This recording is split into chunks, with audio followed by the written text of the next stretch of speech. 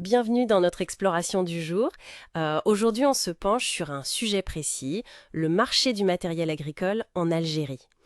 On va s'appuyer sur une étude assez détaillée de l'API, l'Agence algérienne pour la promotion de l'investissement, hein. L'idée, c'est de vraiment comprendre les dynamiques, les freins aussi, et puis le potentiel de ce secteur qui est vital pour le pays. Et pour planter le décor, il y a un chiffre qui frappe quand même, 95%. Oui, 95% des besoins en machines agricoles, ça vient de l'importation. C'est juste énorme. Il faut se rappeler, l'Algérie, c'est vaste, hein, 2,3 millions de kilomètres carrés, plus de 42 millions d'habitants en 2019. Et puis cette économie, bon, très liée aux hydrocarbures, ça on le sait, plus de 95% des exports. Et la transition politique de 2019, ça a forcément eu un impact sur ce contexte économique déjà un peu tendu. Oui, absolument. Et cette dépendance aux hydrocarbures, elle rend la diversification, mais vitale, quoi. Surtout avec les prix du pétrole qui sont si imprévisibles. Du coup, l'agriculture, bah oui, ça devient une priorité stratégique, c'est assez évident. Il faut à la fois viser la sécurité alimentaire et puis réduire ses importations qui coûtent cher, d'autant que l'industrie, hors hydrocarbures, elle reste, enfin, elle pèse pas très lourd, quoi. 5% du PIB à peine. Et pourtant, l'agriculture elle-même, c'est pas rien, 10% du PIB. Et surtout, ce qui est assez frappant, c'est que ça emploie un quart de la population active. C'est considérable. Alors, il y a la surface agricole utile, la SAU, 8,5 millions d'hectares, c'est pas mal. Mais voilà, il y a des vrais défis. La désertification, le climat qui change. Du coup, les cultures, elles sont surtout concentrées au nord, céréales, arbres fruitiers, maraîchage. Et l'élevage, c'est beaucoup les ovins, et c'est souvent de manière extensive. C'est ça. C'est un secteur, en fait, plein de potentiel, mais aussi de contrastes.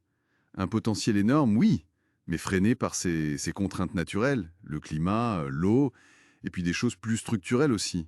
Alors, le gouvernement, oui, il mise pas mal sur l'irrigation. L'objectif affiché, c'est de doubler pour arriver à 2 millions d'hectares irrigués.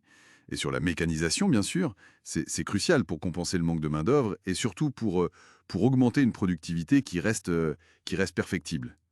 D'ailleurs, c'est intéressant, on voit même poindre des cultures comme la tomate ou la pomme de terre en plein désert. Ça montre bien cette volonté d'innover, de s'adapter. Agricole, il est central dans cette stratégie. La croissance des ventes a été forte, hein, plus 70% depuis 2011, donc ça bouge. Mais, et c'est là un peu le paradoxe, le taux d'équipement, lui, il reste bas. Seulement 68% des exploitations qui sont mécanisées. Et le parc de tracteurs, il vieillit. Sur les 150 000 unités, il y en a la moitié qui seraient bonnes à renouveler. On observe d'ailleurs une demande pour des tracteurs plus puissants. Côté fournisseurs, qui trouve-t-on? Surtout la Chine, l'Italie, la France est là, mais plus loin derrière. Par contre, un point un peu curieux, les importations totales ont baissé entre 2015 et 2018, alors qu'on a tous ces besoins.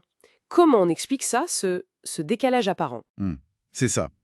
C'est une dynamique assez complexe, en effet.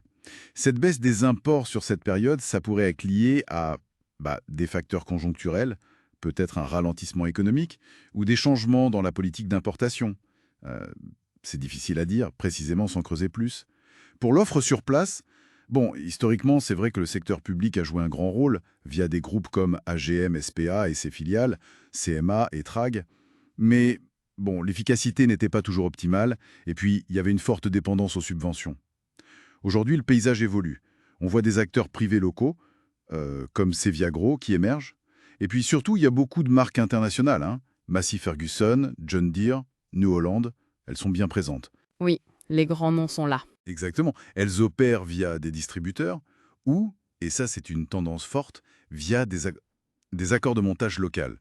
D'ailleurs, c'est encouragé par des subventions qui peuvent aller de 25 à 60%. Ah oui, quand même. Oui, mais à condition justement de faire cet assemblage sur place. C'est une incitation claire. Et puis, il ne faut pas oublier, il y a aussi des innovations locales intéressantes qui émergent. Je pense par exemple aux Z Refoufi, qui proposent des semoirs, on va dire low cost, mais surtout adaptés aux semis directs. Ça, c'est une technique clé pour mieux conserver l'humidité du sol, ce qui est essentiel en climat aride, quoi. Oui, c'est une adaptation nécessaire. Malgré tout ça, les défis y restent.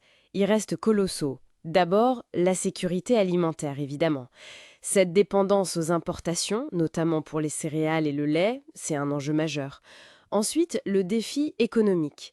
Comment on développe le secteur alors que les ressources financières de l'État sont plus contraintes qu'avant? Le défi social aussi, hein, rendre l'agriculture attractive, surtout pour les jeunes générations. Et enfin, bien sûr, l'immense défi environnemental. Protéger l'eau, protéger les sols, des ressources sous pression avec le changement climatique. Tout à fait.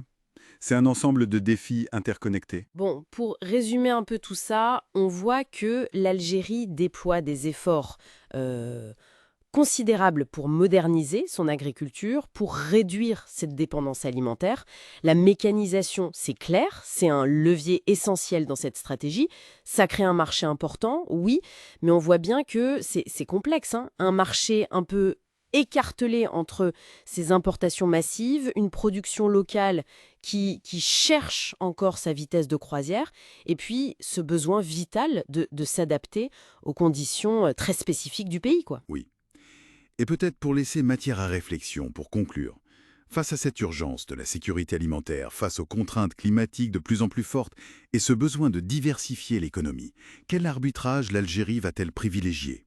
Est-ce que ce sera l'importation massive de technologies standards, disons, clés en main? Ou alors des partenariats plus poussés pour développer une vraie fabrication locale, plus intégrée? Ou encore, est-ce qu'on va plutôt soutenir des innovations plus agroécologiques, vraiment pensées sur mesure pour les terroirs algériens? Une sorte de dry farming, l'agriculture en conditions très sèches, mais modernisée, revisitée, vous voyez? Trouver ce juste équilibre entre ces différentes voies, ça sera sans doute déterminant pour l'avenir et pour la résilience de son agriculture.